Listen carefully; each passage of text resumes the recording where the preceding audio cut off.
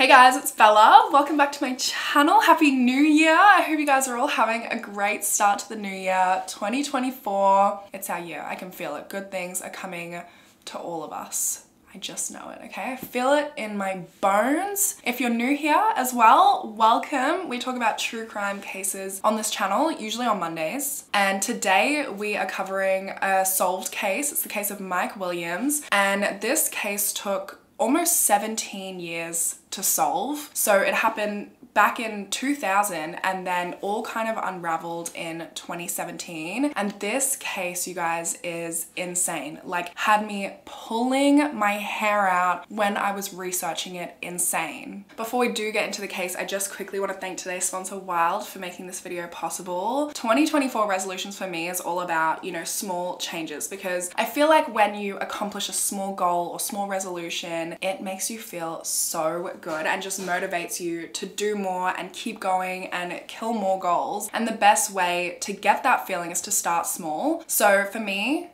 one of my resolutions for the year is just to do better for my body. So I've changed over to natural deodorant and natural body wash, which has honestly been the easiest thing because I have been using Wild products every day and I'm in love.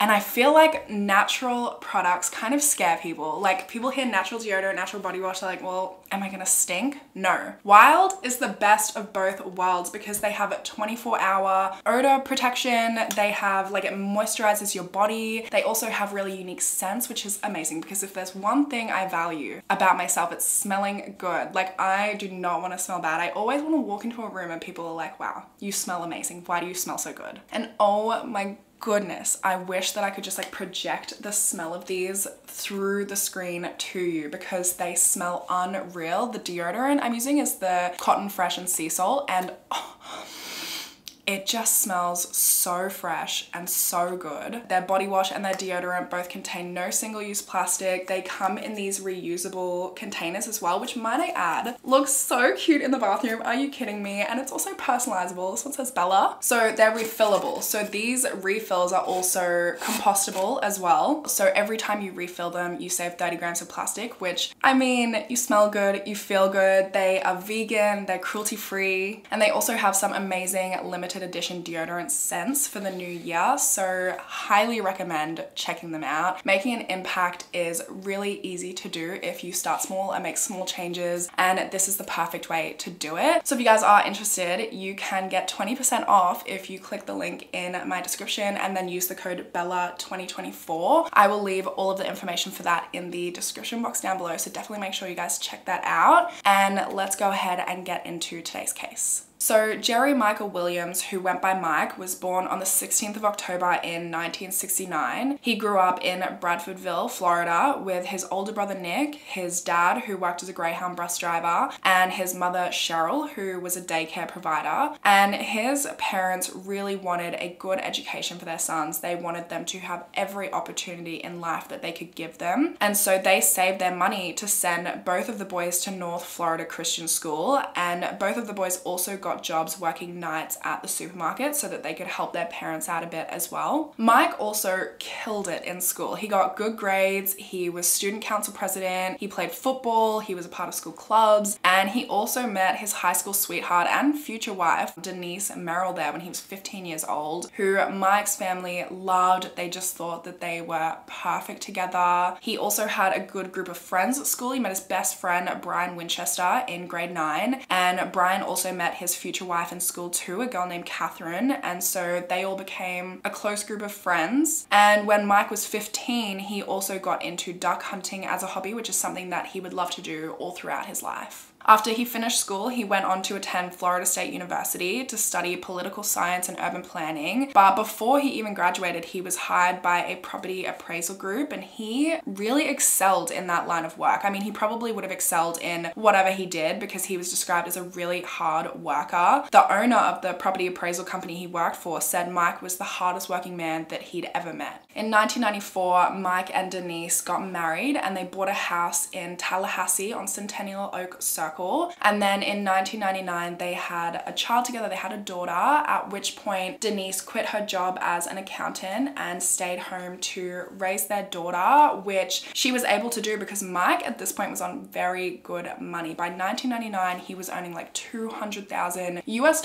a year. So very good money, enough to obviously support the whole family while Denise stayed home and raised their daughter. But he worked very hard for this money. Like, he would leave work, buy groceries, come home, cook for Denise and their daughter, and then after they all ate dinner together, he would leave and he would go back to work after. He also still made time for his hobbies. He would go duck hunting with friends whenever he could. He also still had his, you know, same group of friends that he was really close to from high school. So Brian Winchester, Brian's wife Kathy, and Denise, they were like a group of four, and they kind of lived parallel lives, to be honest with you. Like, Brian and Kathy got married around the same time as Mike and Denise, bought a house around the same time, had a kid around the same time. So they were very much like going through life together, and they were all still really close. They would go on double dates, go to the movies together, that sort of thing. By the 16th of December in 2000, Mike is 31 years old at this point, and he seems to have everything going for him. He's got a great, well-paying job, great friends. He's a happily married man with a beautiful wife, a 19-month-old daughter he adores. He had also just told his family that he and Denise were gonna try for another child, and his 6th wedding anniversary with Denise was coming up as well. So they had booked a bed and breakfast for the weekend to go and celebrate that. But before they left, on the day that they were gonna leave, Mike decided to go duck hunting that morning, super early in the morning, like before dawn, because to my knowledge, I don't know a lot about duck hunting, but I was looking it up, and to my knowledge, it has a very short season and you can only really go on select dates. So he just tried to go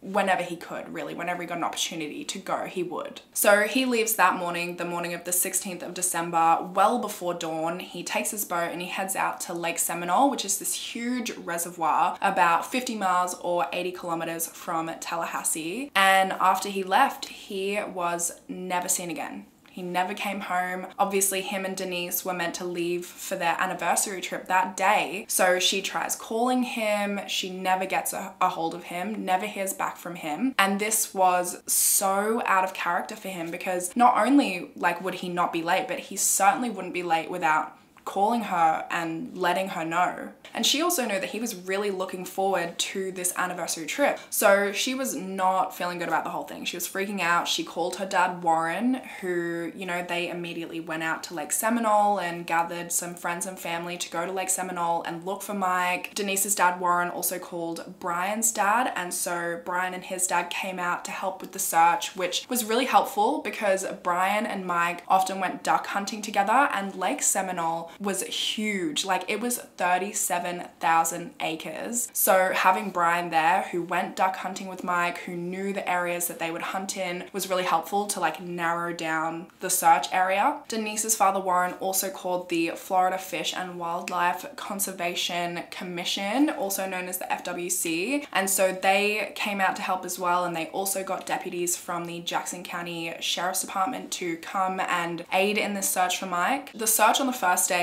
didn't last for very long. Like, that night there was a storm and it was blowing a gale. It was super windy, it was raining, and it just was not going to do anyone any good searching in those kind of conditions. So they postponed the search for a little while, but as soon as they could get back out there and search, they were. Like, at 2:30 a.m. the next morning is when Brian and his dad were out searching this area called Stump Field, which is this lake, and it's called Stump Field because, would you imagine, there's like a bunch of tree stumps in there and it's just filled with weeds. And they were searching the western side of Stump Field when they actually found Mike's boat there. 2:30 a.m. It was on this like muddy bank, and then 70 meters away they also found his Ford Bronco. The car showed no signs of Mike or where he might be, and it was kind of the same thing with the boat. But inside the boat they did find all of his hunting equipment, so like duck decoys, his life jacket, his shotgun. But his shotgun was still in the case and there was no mud in the boat, so it didn't seem like he was mid-hunt or anything when he had become separated from the boat. His boots were also missing from the boat, which indicated that he was likely wearing waders when he became separated from the boat. And waders are basically like these boot overall type things. It's like the overall and the boot all in one. They're waterproof. And when they, like, if they fill up with water, they can be really hard to get off, and they can also weigh you down because they're like full of water. So they can just drag you down and you can really easily drown if you're in the wrong situation while wearing them. The boat's engine, when it was found, was also still on, which suggested Mike had become separated from it while it was still in use. And this led investigators to speculate that Mike had maybe hit a tree stump or something and gone overboard while wearing his waders. And despite the fact that Stump Field was only between 8 to 12 feet deep, because he was wearing waders, they could have easily filled up with water, dragged him to the bottom, and he just couldn't get them off, and so he drowned. And the boat, you know, kept going without him because it was still on until it hit that muddy bank, and then it stopped. So with this information, FWC officers began scouring Stump Field for Mike. They went out on boats with these long poles, and every 6 to 8 inches of Stump Field, they would like poke down, looking for any signs of Mike or his waders in the water.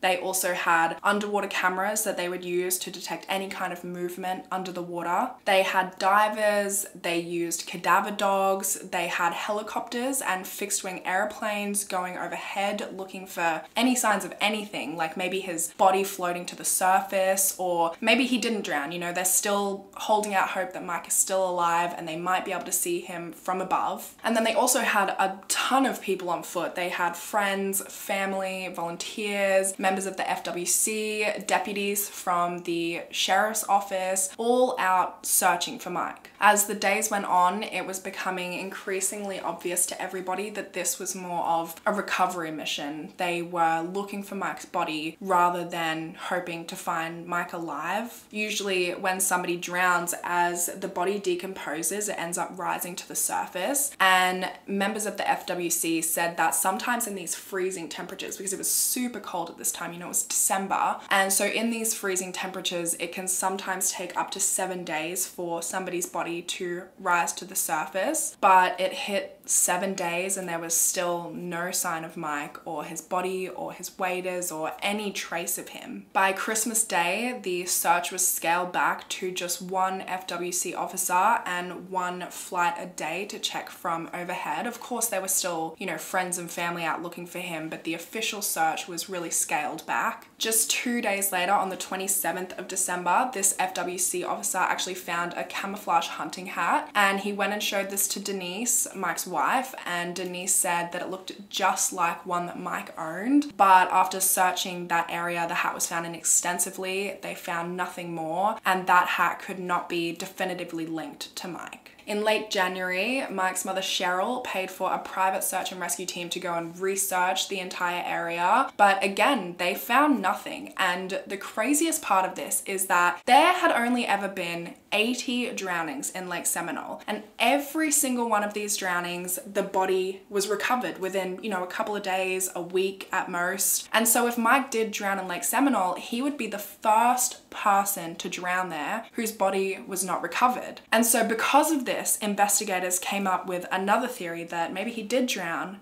but that he was eaten by alligators, because this is Florida, right? There's a lot of alligators. A lot of the searchers in the early searches said that they saw a bunch of alligators while they were there looking. A member of the FWC said, quote, "Everyone knows the lake is full of alligators. You look for answers. Why hasn't the body appeared?" The head of a private search firm also said, quote, "With the wildlife around, I would guess that the alligators have dismembered and have stored the remains in a location that we would not be able to find." And so this is just what people came to believe, that Mike drowned and then his remains were eaten by an alligator, and that's why they hadn't been able to recover his body like they had been able to recover the bodies of every other person who died in Lake Seminole. But because this is what people believed, what investigators believed happened as well, on the 11th of February in 2001, the search for Mike's body was completely called off. He had been missing for 44 days by this point, and officers had spent 735 man-hours searching a 10-acre area of Lake Seminole. Mike's wife, Denise, arranged for a memorial service to be held the day after the search was officially called off. As months went by with no clear answers as what happened to Mike, with all of the weird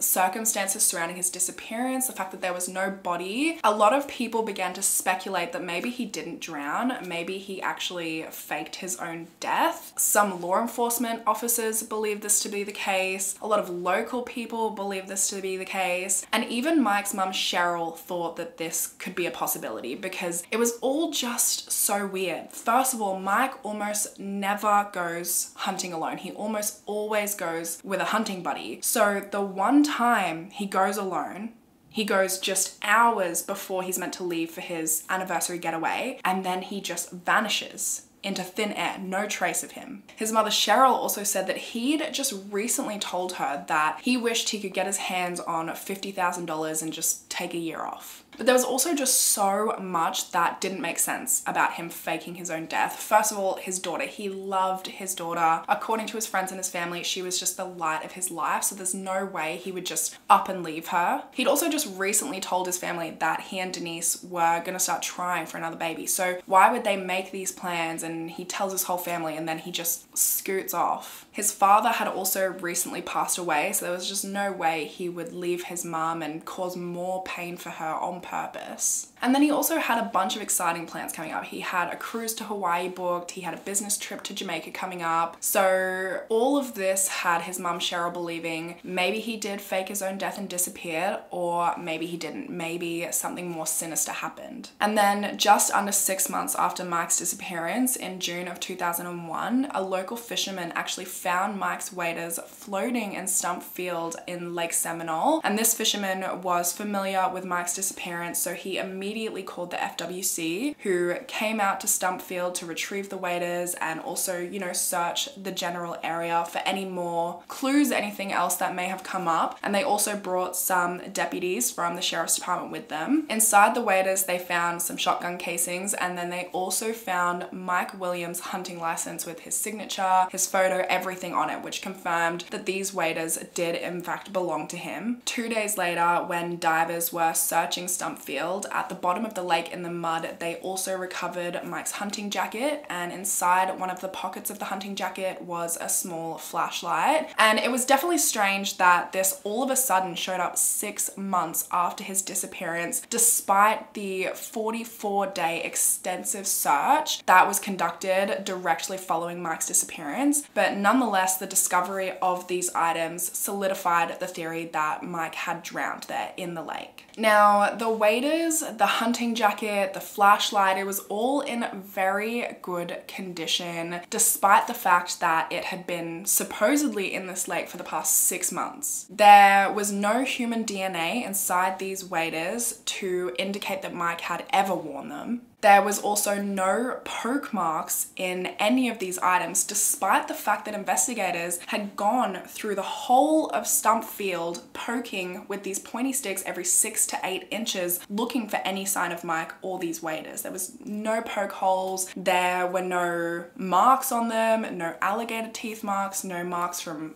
any other type of animal. I mean, one expert did say that alligators can actually be super gentle, and so it's possible that the alligator removed his body from the waders without leaving any teeth marks and then took his body somewhere else to eat it. But why is an alligator doing all that? Like, why is an alligator delicately undressing this dude and then taking his body away somewhere else? Like, I just don't think alligators are doing all that. And on top of that, why were the waders not found in the extensive 44-day search for Mike? There were divers in that water, cameras, they were prodding holes every 6 to 8 inches. And why were they in such good condition? No slime, nothing. Despite all of this weirdness though, 4 weeks after the discovery of these waders and the hunting jacket, a judge actually granted Mike's wife Denise Williams' petition to officially have Mike declared dead, and his official cause of death was listed as accidental drowning. Typically in Florida, it took 5 years for a person to be declared legally dead if there was no body, no proof that they had died, nothing like in this case. But I guess the discovery of his waders and his hunting jacket was proof enough that something had happened to Mike, resulting in his death. But Mike's mum, Cheryl, was not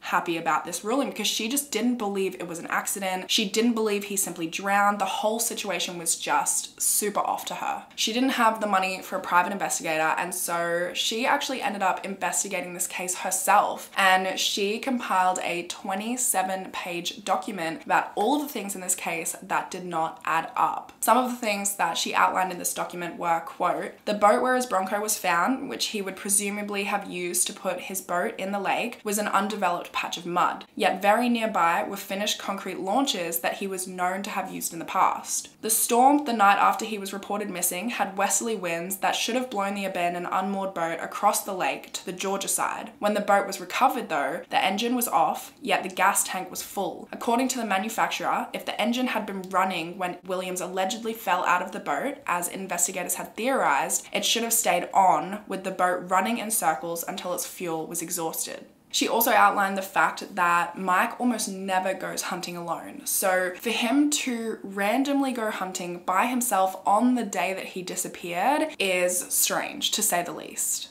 And then she also went on to debunk the alligator theory as well. So during the time Mike disappeared and during the searches that followed, the temperature during the daytime was around 55 degrees Fahrenheit or around 13 degrees Celsius, and nighttime lows were beyond freezing. So some nights were as cold as 19 degrees Fahrenheit, which is around -7 degrees Celsius. A local herpetologist said that in those conditions and those temperatures, quote, it is highly unlikely an alligator would have been active. All they're doing is maintaining their body temperature. 58 degrees is too cold for an alligator to be interested in food at all. Another investigator on the case said that if an alligator had, quote, defied all known gator behavior, unquote, to eat Mike, that it would have left something behind. All of the alligators in this area at this time were pretty small, right? For an alligator, small for an alligator. So if they had eaten Mike, there's no way they're eating this 5'10", 170-pound man and not leaving a single trace of him. It's just not happening. And the waders just further undermined the alligator theory because there's no teeth marks, no bite marks, no damage of any kind. They're not slimy despite being in this muddy lake for almost 6 months. And on top of this, there was also the question as to why Mike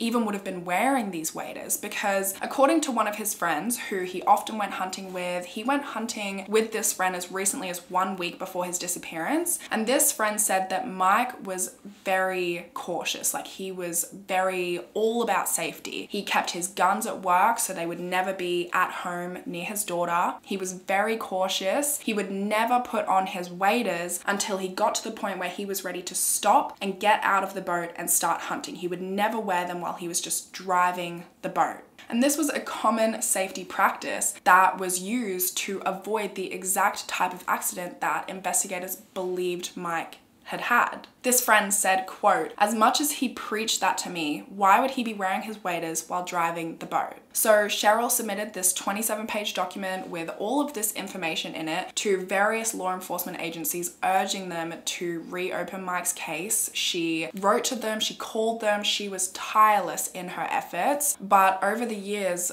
nobody listened to her. It wasn't until 2004 that she actually managed to get the case reopened. So she had a friend who had connections to the Florida Department of Law Enforcement, also known as the FDLE. And the FDLE can't actually, like, they don't have jurisdiction over missing persons cases, and they can't actually like investigate cases based on a citizen's request, but they can reach out to other law enforcement agencies and get them involved. And so they read this 27-page document and they were like, yeah, yeah, this is super weird. And so they showed it to other law enforcement agencies who agreed that the circumstances surrounding Mike's apparent drowning were super odd, and they managed to get the case changed from accidental drowning to suspicious missing person, which meant that Mike's case was finally being considered a criminal case, and Cheryl was finally being taken seriously after years of being ridiculed for not letting sleeping dogs lie, for believing that her son's disappearance was anything other than an accidental drowning. She,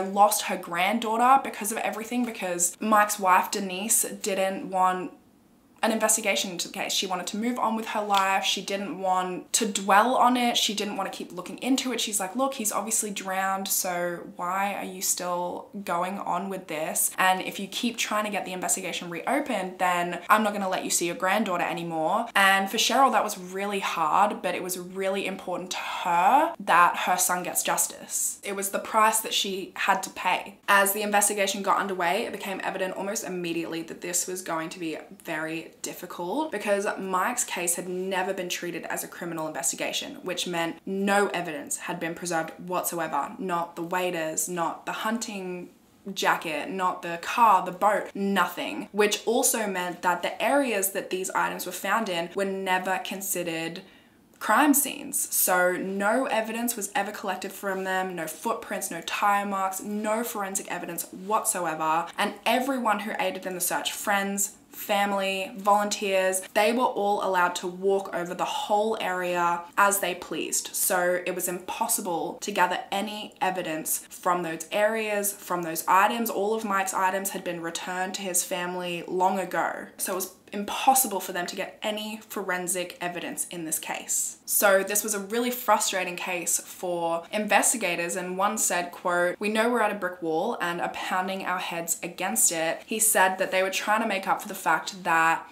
they didn't consider the possibility that things might not have been as they seemed back in 2000. One of Mike's friends said they did not protect the crime scene at all. They botched it. So investigators started from the only place they really could, and they started questioning Mike's friends and family. They questioned Denise, and she said there was nobody in Mike's life that would want to harm him. They questioned Mike's boss, and he said that he was a hard worker, he was an incredible guy, and he was, quote, "as clean as they come." Everyone who knew Mike said the same thing. He was a great guy, he was a devoted husband, he was a devoted father, he was a hard worker, and there was just no one in his life who would want to harm him. Unfortunately, the investigation was just coming up dry. There were no witnesses, no leads, nothing, no suspects, nothing. Mike's mum Cheryl was doing everything in her power that she could to try and garner leads or witnesses or suspects. She was using her retirement savings to put billboards up around town. She was, reaching out to journalists, trying to get them to cover the story. She was paying for ads in the newspaper, and these ads read, quote, "I haven't seen my son Mike in over 5 years.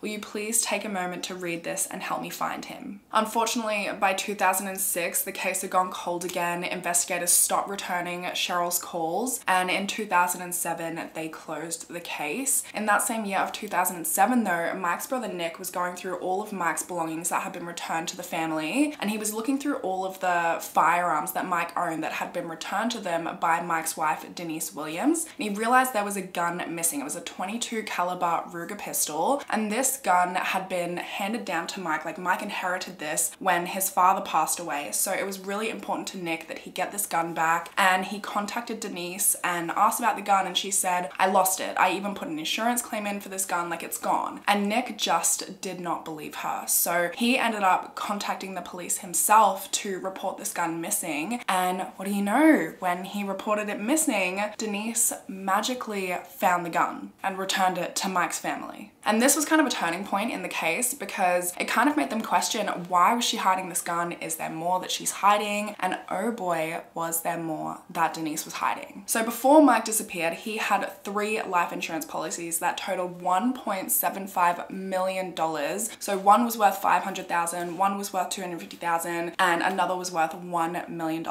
And Denise was the sole beneficiary of all of these policies and she tried to claim on them just 19 days after Mike disappeared, which obviously she wasn't able to because he was just missing by that point. He wasn't declared dead. So within 6 months of his disappearance, she petitioned to have Mike declared legally dead, which of course he was, and then she was able to claim on this life insurance money. To make matters even worse, the largest life insurance policy of $1 million, Mike had actually taken out just a few months before his disappearance, and the person that sold him this life insurance was his best friend, Brian Winchester. And then following Mike's disappearance, Brian and Denise actually ended up getting married, and they lived together in Mike and Denise's house, and they had gone public with their relationship in 2004, so 4 years after Mike's disappearance. So with this new insight into things, Florida's Department of Insurance Fraud and the FDLE started looking into this, and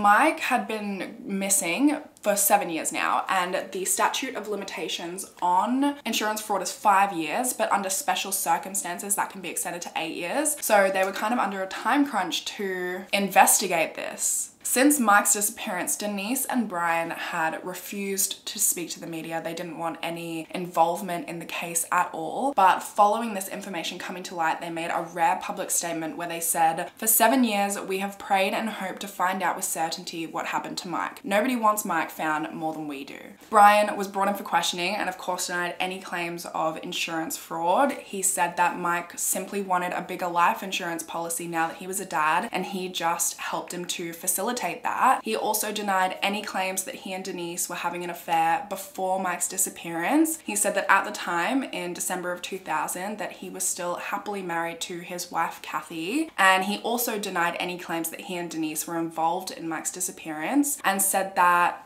at the time of the disappearance, he was asleep in bed with his wife, Kathy, and Kathy also corroborated this. But she did say that contrary to what Brian had said, their marriage was not happy at the time, and that she already had her suspicions that Brian and Denise were sleeping together while Mike was still alive. And this just furthered the speculation that Brian and Denise were involved in Mike's disappearance, and this is what investigators came to believe, but they just couldn't prove it. They couldn't prove their involvement in the disappearance, let alone their involvement with each other back in 2000. Credit card records, phone records from that time were no longer available, and so there was just nothing. There was nothing that investigators could do. Their hands were tied, and the statute of limitations, came and went, and they had to close the case. And the only way that they could reopen it is if new information and new evidence came to light. Despite the failure of yet another investigation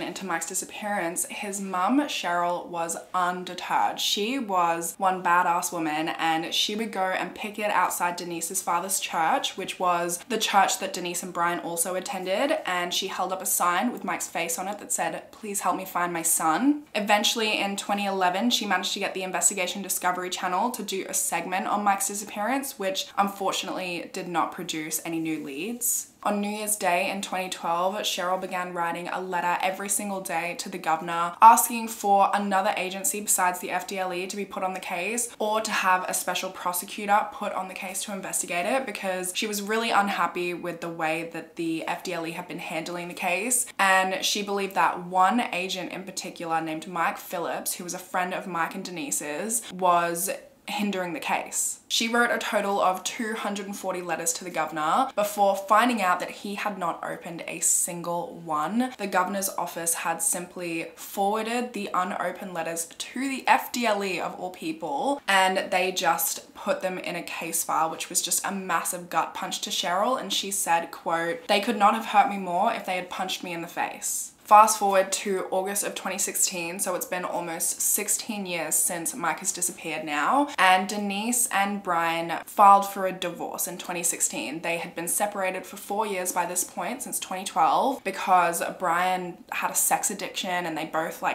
cheated on each other a bunch. And then on the morning of the 5th of August, Denise got in her car so she could drive to work at her accounting job. And when she was sitting in her car, she noticed a dark figure climb over her 3rd row of seats into the 2nd row of seats. And before she knew it, her ex-husband was sitting there behind her, yelling at her, telling her to drive wherever he asked her to drive, like take his directions. And she told him, no, I'm not going to do that. I'm going to sit right here. And so he produced a semi-automatic pistol and he held it up against her ribs and said, drive where I tell you to drive, follow my instructions. And so she had no choice but to drive, but she didn't follow his instructions. Instead, she drove to the car park of a CVS. It was like a humongous CVS. So there's a lot of people around. There's CCTV footage filming the car park, so they're on camera. And she tells him, this is the only place I'm willing to talk to you in this public space. And he was really agitated, but there was nothing he could do. He's not going to harm her. He's not going to do anything rash while there's all of these people around and they're on camera. So they just start talking. They talk for about 45 minutes to an hour, and Brian is crying. He's really agitated. He's telling her he doesn't want the divorce, that he's not going to kill her or harm her, but he wants to kill himself. And after about 45 minutes to an hour, Denise managed to calm him down. She told him, look, if I don't tell the police and I don't report you to the police, can I drive you back to your car? And he agreed. She drove him back to his truck, which was parked really close to her house. And when he got out of the car, he went around to her boot and got a couple of things out of the boot that he had brought with him, which were a plastic tarp, a spray bottle filled with bleach, and a small hammer-like item. So Denise was like, well, he was planning on killing me. Like, that doesn't look good. And so as soon as he gets out of the car, although she assured him she wouldn't go to the police, she drove straight to the police to report what had happened.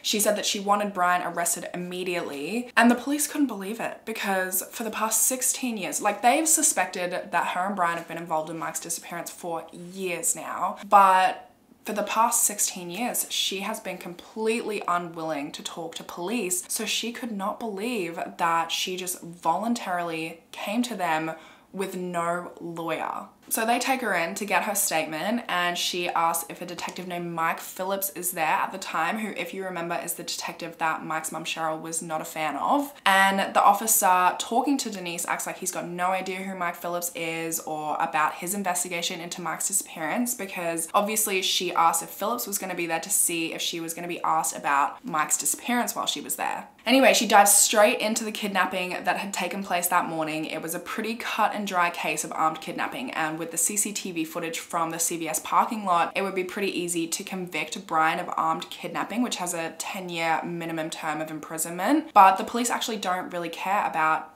her attempted kidnapping. They care about getting some information about Mike's disappearance. They tell Denise that when they bring Brian in for questioning, they're going to ask him about Mike. They know that he killed Mike. They know that he planted the discovery or orchestrated the discovery of the waiters. And Denise is just not having a bar of it. She's like, I don't want to talk about this. I don't want to talk about Mike. As far as I'm aware, he went hunting and then he never came back. I know nothing else. I don't want to talk about it. I just want to talk about what happened this morning and, you know, my kidnapping. They even get another officer in who has been investigating Mike's disappearance for a very long time, like since the beginning of the investigation pretty much. And he tells her, he's like, look, I've been looking into Mike's disappearance. I know the ins and outs of this case. I know every little detail to the point where I have your gate code or your front code to your door memorized. I know everything. I know what happened. And in the whole history of Lake Seminole, there's never been a person that's drowned there and we haven't found their body. So we know he didn't drown at Lake Seminole. And Denise just says, I don't know about that. I don't know about anything. I don't want to talk about it. I just want to talk about Brian kidnapping me this morning and I want to get him arrested right now. So this officer goes one step further. She's like, okay, you know, we're going to go and arrest Brian, and when we do, we're going to ask him about Mike's disappearance. And what do you think he's going to say? Knowing that you've had him arrested, what do you think he's going to say about the disappearance? And Denise just does not take a bite. She's like, I don't know what he's going to say. They even bring up these sexually explicit photos and videos, which are apparently of Denise, Brian's ex-wife Kathy, and Brian, which Brian had taken prior to Mike's disappearance, so while Mike was still alive. And if they're bringing up these photos and videos, like, they've obviously seen them, they know them. And Denise just plays dumb. She's like, I don't know what you're talking about. I'd have to see them. And now you're making me uncomfortable. I don't want to talk about this. I want to talk about Brian kidnapping me. Like, this woman has got to be psychotic or something to think that she can get Brian arrested for armed kidnapping, which is a felony offense, imprisonment of minimum 10 years. She thinks she can get him arrested for that and he's just gonna take it sitting down and he's not gonna retaliate by telling them everything about Mike's disappearance and murder. She has to be delusional to go and ask the police for protection from a man who she conspired with to murder her husband. I think she just thought she could get away with anything by this point, that she was invincible, because over the last 16 years she had gotten away with a marital affair, with murdering her husband, and with insurance fraud as well. The officer even said to her, quote, "I was hoping you could fill in some of the pieces of the puzzle. You haven't. Brian might. Think about what I've said." And he says that plain as day, and it's still not clicking for her. What's not clicking, Denise? So a week later, Brian appears in court for kidnapping, domestic assault, and armed burglary, 2 of which were felony charges. And Denise attended this hearing and she cried to the judge asking him to refuse bail for the safety of her and her daughter, to which the judge agreed. And then Brian's sentencing took place in December of 2017, and he argued that he was suicidal on the day of the kidnapping because of the divorce, because his teenage son from his first marriage to Kathy decided to move in with Kathy, and also because his mother had recently been diagnosed with terminal cancer, so he argued for the minimum 10-year sentence. Denise once again read an emotional victim impact statement through tears. "I start each day with the memory of him jumping out of the back, and I end each day feeling the gun shoved in my ribs when I turn on my right side trying to sleep. Each day when I get in my car to go to work, I look back to check the back seats. This is my life now." In the end, Brian was sentenced to 20 years in prison for the kidnapping. Now, as it turns out, 2 months prior, Brian had actually made a deal with prosecutors who had seen an opportunity in the fact that he and Denise's divorce had finalized just months prior, and so they were no longer protected by spousal privilege. And so Brian made a deal with them that if he told them the entire story of what happened to Mike, that they would give him immunity for all charges relating to Mike's disappearance and murder, and they would also not seek the life imprisonment sentence for his kidnapping charges. And so Brian told them everything almost 17 years to the day since Mike disappeared. Brian said that he and Denise had been having an affair since October of 1997. So they had been having an affair for 3 years behind Mike and Kathy's back before Mike's disappearance, and they would meet up regularly, like sometimes up to 15 times a week to have sex. They would even meet up at Mike and Denise's house while Mike was at work. Brian would follow them when they would go on business trips for Mike's work, and then while Mike was out working at conferences, whatever, he and Denise would meet up to spend time together. Brian even said, quote, "I had a good wife, I had a kid, and I had Denise on the side," which, mind you, Denise is his best friend's wife. Denise claimed that she was unhappy in her marriage to Mike, that, you know, they weren't having much sex, that she didn't want to have sex with Mike, that he was working too much for her liking. And mind you, like, Mike was unhappy in the relationship as well. And he confided in Brian, of all people, that he was frustrated at he and Denise's lack of sex, that he was hoping they could rekindle the spark on their anniversary getaway, the one that Mike never made it to. And he was also telling Brian about how money kept going missing from his bank accounts, and he was concerned about this because he thought that Denise was taking money out of the accounts to go and buy drugs. He thought she had a drug problem. Little did he know that the money is actually being taken out because Denise is using that money to pay for hotels and getaways with Brian, who's he's confiding into about this, and Brian knows all of this, and he just has no remorse. He's standing there listening to his best friend talk about his troubles in his marriage, and meanwhile he knows he's the cause of it, and he's not saying anything. He obviously didn't feel bad at all doing this to his best friend. Anyway, the way the whole murder conversation came up between Brian and Denise is that Denise wanted to be with Brian full time, but it went against her religion to get a divorce, and she also didn't want to have to go through a custody battle for their daughter. She didn't want to have to share custody of their daughter. And I always find it so insane hearing that sort of thing in these cases, because it's actually unreal the amount of cases there are out there where people are like, well, I don't believe in divorce, so I had to murder him. I had no other option. And it's like, what are you saying? That, you know, your religion thinks that divorce is not okay, but it does think that having an affair is okay, and it does think that murder is okay. And then this woman also went and divorce Brian 16 years later. So I don't even know with this woman. But they start trying to come up with ways that they could kill Mike and get away with it, and they're coming up empty-handed. But then one day, Brian is on a hunting trip with Mike, and Mike walks into this mud, and this mud just sucks Mike right on up, and Brian eventually gets him out, but it took a lot of effort, and it got Brian thinking, you know, if he was alone, he could have just died just like that. And so they come up with this plan that, okay, well, maybe we can just stage something like that, like an accident on a hunting trip, and no one will be any wiser. So they start making arrangements. Brian sets Mike up with this $1 million life insurance policy, and Mike already has 2 life insurance policies, but he's like, I'm just not going to pay for them and I'll just let them lapse. But what he didn't know is that Denise kept paying the premiums on this life insurance policy so that when they inevitably killed him, they would get $1.75 million. And so this also meant that there was a timeline in which they had to kill Mike. You know, there was only a certain amount of time before he realized that Denise was still paying these life insurance policies, and that would be suspicious. And she also really did not want to go on that 6-year anniversary trip with him. She wanted him gone. So they set the plan in motion. Brian and Denise agreed to go no contact for a while before and after the murder so that they couldn't be linked together. Brian then invited Mike on an early morning hunting trip, and he also invited his father-in-law, so Kathy's dad, on a hunting trip after his hunting trip with Mike so that he would have someone to verify his whereabouts for that morning. And while he was out on the hunting trip with Mike, Denise was also going to make a few calls from her home phone so that she could prove that she was at home all morning when Mike was being murdered. On the night before the murder took place, so on Friday the 15th of December, Brian took his then wife Kathy out and got her drunk so that she would sleep in the next morning and wake up late. And the next morning on the 16th of December, before the sun rose, while Kathy was still asleep, he slipped out of bed and he went to Lake Seminole with Mike.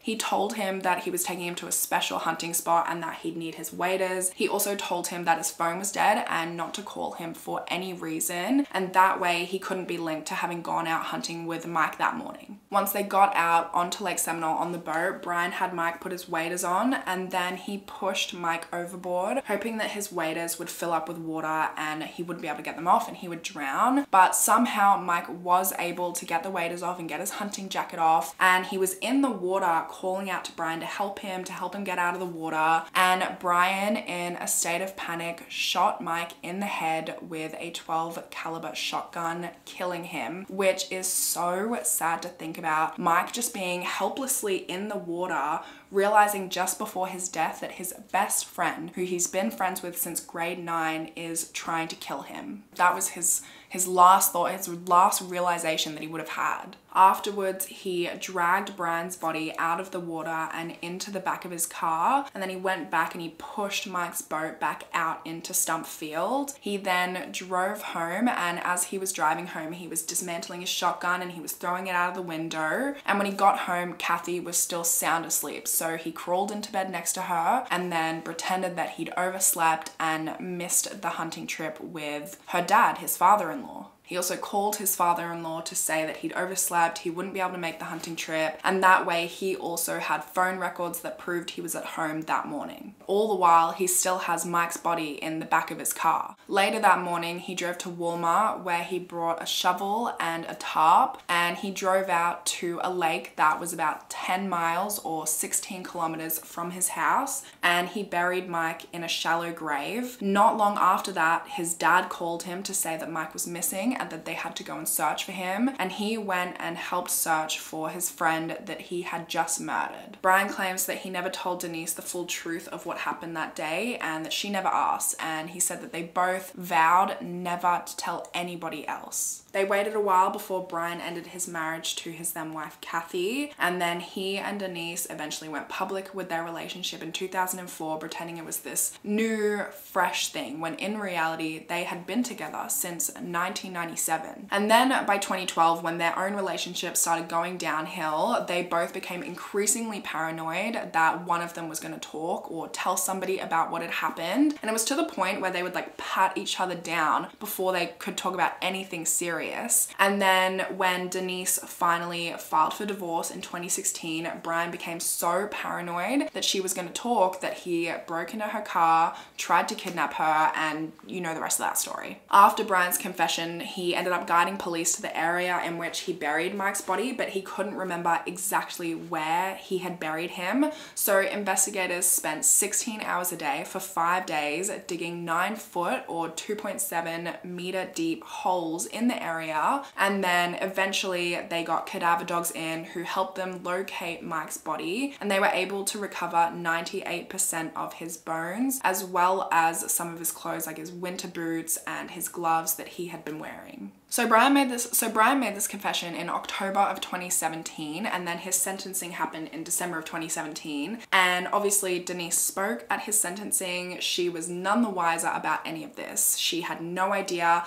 that he had made this confession, that investigators had recovered Mike's body by this point. They just didn't release any of this information to the public because they didn't want Denise to be suspicious, because they still weren't ready to arrest her. They still didn't have enough evidence against her to get a conviction. At this point, all they had was Brian's confession, which just was not enough. So in order to get more evidence against Denise, they reach out to Brian's ex-wife, Kathy, and she's still really good friends with Denise, which is crazy to me because she knows that Denise was sleeping with her husband while they were still married, and then she went and married her husband. So Kathy is a better woman than I, because I could not. Anyway, police reach out to Kathy and ask her if she can get involved in the investigation, help them out. And she tells them that the morning after Denise left the sheriff's office after reporting Brian's kidnapping, that she actually called her and said, "Tell Marcus to tell Brian I'm not talking," Marcus being Brian's dad, which the actual delusion of this woman to go and report him for armed kidnapping, try and get him in prison for a minimum of 10 years, and then get a message to him being like, "I'm not talking about Mike though."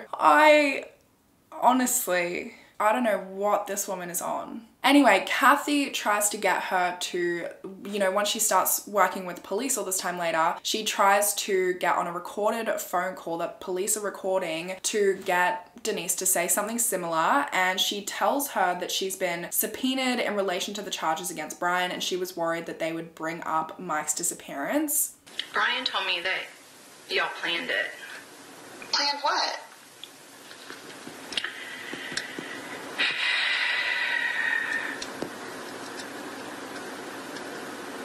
Oh my gosh. And Marcus showed up at the shop later that afternoon, telling me how I would have to take this to my grave, that it would ruin Stafford's life, it would ruin, apparently Brian told Marcus that he had talked to me, and he went on to Marcus went on to tell me how my life would be ruined, how I would never be able to start over, if Stafford's life was ruined, So Marcus knew?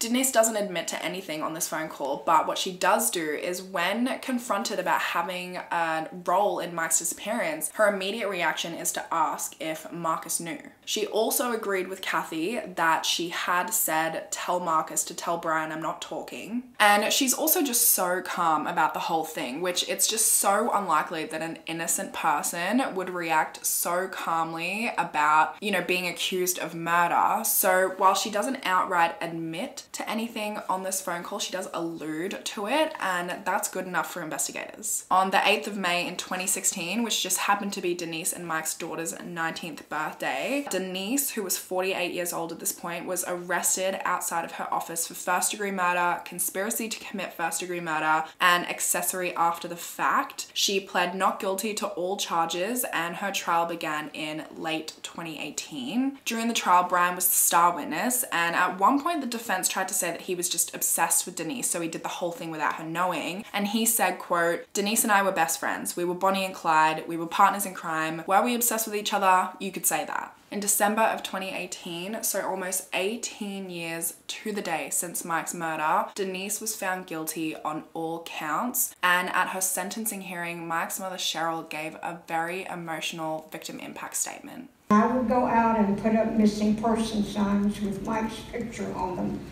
I made a big poster sign and walked the streets of Leon County asking everyone to help me find Mike. I wrote thousands of letters to the media and politicians begging them to help me find my son. I put ads in the Tallahassee Democrat, and I put up billboards trying to find Mike. Her statement honestly broke my heart because you can just hear the pain in her voice. Her son was killed, and for 18 years she fought for justice for him, all because Denise couldn't just get a divorce. It was that simple. I cannot imagine how much that wore down on her over the years, and I also cannot imagine the relief that her tireless campaigning finally wore off and she finally got to see justice for her son. She never gave up. So it really is all thanks to her that Denise and Brian are behind bars for Mike's murder. It's just a shame that nobody listened to her for so long, and so Denise and Brian were free living their lives for 18 years while Mike never got that opportunity. Denise was sentenced to life in prison, which she appealed in 2020 on the grounds that there was no evidence to prove that she was involved in Mike's murder. And the judge actually overturned the conviction for first-degree murder and for accessory after the fact, and only maintained the conviction for conspiracy to commit murder, which still left Denise with a 30-year sentence. So she appealed that sentencing too and got a hearing in September of 2021. Denise and Mike's daughter actually spoke at the sentencing hearing, and she basically said that Denise had nothing to do with her father's murder. It was all Brian, that Brian never consulted with Denise about anything, and that he was also physically abusive towards Denise, and she asked the judge to give Denise the minimum 2-year sentence. Mike's mum Cheryl, however, asked for the maximum sentence to be upheld and said, quote, "If you will make Denise serve every minute of her 30-year sentence for conspiracy to commit murder, then and only then will I believe justice has been done for my son." In the end, the judge resentenced Denise to the full 30 years, including time already served. At the sentencing hearing, which happened in February of 2019, Mike's mum Cheryl told the judge, quote, "Not only did Denise kill my son, she stole my granddaughter. For her entire life, my granddaughter was raised in a house with the murderers of her father while being denied the love of her father's family. She was told that Grandma Cheryl's crazy and would hurt her. There is no amount of prison time that will bring Mike back to me. I don't know if I'll ever have my granddaughter in my life again because of the damage her mother has done." 5 months later, Mike and Denise's daughter was awarded all of Mike's assets and all of the insurance money that was still left to be paid out to Denise, and Denise signed all of this over to her in order to avoid being prosecuted for 3 counts of insurance fraud. As part of this deal, her daughter was not allowed to spend any of this money on Denise's legal fees, and if she broke this condition, then she would owe the state $150,000. Denise is now in prison at the Florida Women's Reception Center,